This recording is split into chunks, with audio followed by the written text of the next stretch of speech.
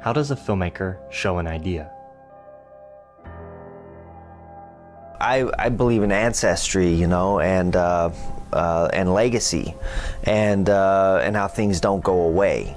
I want to show you a technique director Derick Science uses to communicate abstract concepts visually in The Place Beyond the Pines, an underrated film from 2013 that I'm about to completely spoil. The Place Beyond the Pines is about the passing of the torch, how our legacy affects our children and those around us. Our actions have consequences, and those consequences echo out from us, affecting those around us, sometimes for generations. And while this is something we understand almost instinctually about real life, it can be hard to convey that on screen. One way you could do this is to edit the story non-linearly, highlighting the connection between actions and their consequences, but Scienfrance decided to show Pines linearly in 3 distinctive acts. So how do you show the relationship between 2 events separated by minutes or hours of film? How do you connect Luke Clanton, who's only alive in the first 50 minutes of the movie, and his son, who's only on screen in the last 50?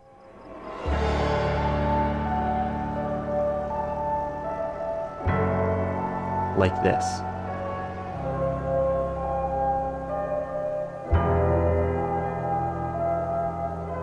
In the director's commentary track for the film, Scienfrance talks about how many of the scenes have echoes later in the film, visual motifs and reoccurring locations that show how you can feel connected to someone's legacy even after they've been dead for 15 years. With shots like these, we can connect a father and son's shared love of riding, their free spirits. We can connect their crimes, possession of a controlled substance in the 3rd degree, and show how they develop similar friendships. These visual connections help the audience understand relationships between figures that are hardly ever on screen together. he's yours. You want to hold him? A scene towards the end of the film where Jason visits the trailer his dad lived in 15 years earlier visually echoes the scene where Luke sees the trailer for the first time. These 2 scenes are an hour apart in the film, but when I cut them together, you can see how clearly they interact with each other. The feeling of connection that the characters are feeling in that moment is palpable to the viewer.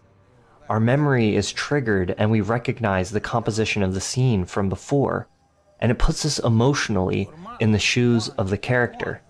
Put him on. Come on, I'll tell you. Yeah. Yeah. Yeah. Yeah. You're calling him back.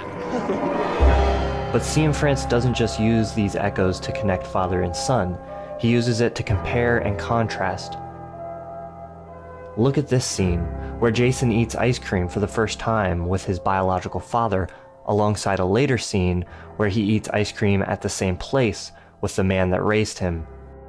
The second scene could have happened anywhere, but by placing it here, the specter of Jason's biological father looms over the entire moment in the same way he looms over Jason's life, and we immediately know that this statement He's not your father.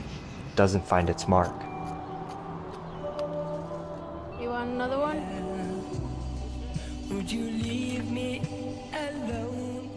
The similarities between the scenes where Luke and Avery try to give money to Romina help drive home how the conflict that entered her life with Luke will continue well past his death. Hey. Hey, don't worry, it's okay. Okay, I want you to have it. I don't know what that is. You don't have to ever even see me again. Just take the money. Bro. Bro.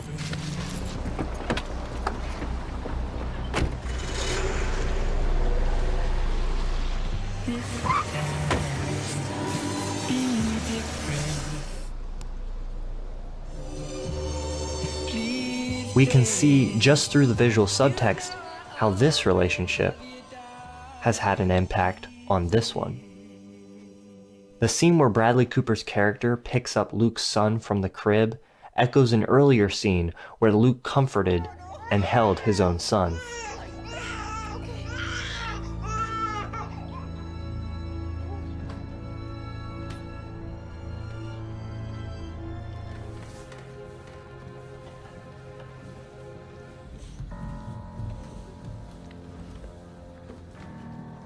We can see how this child has had an impact on these two men in similar ways. And setting these two scenes at a pool reinforces how, where Avery had a strong connection with his dad, he lacks one with his son.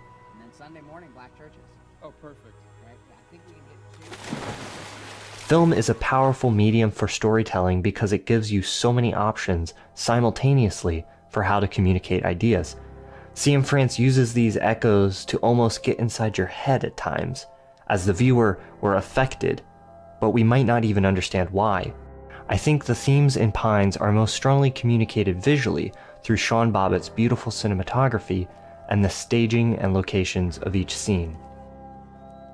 I've only covered some of the echoes that are in The Place Beyond the Pines, but I'll leave you with a side-by-side comparison of the first and last shots of the film.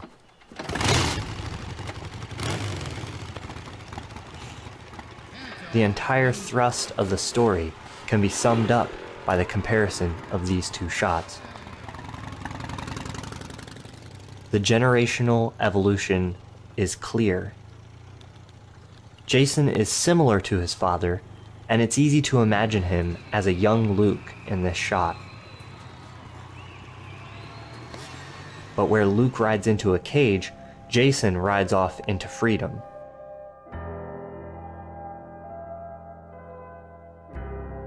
To the Place Beyond the Pines.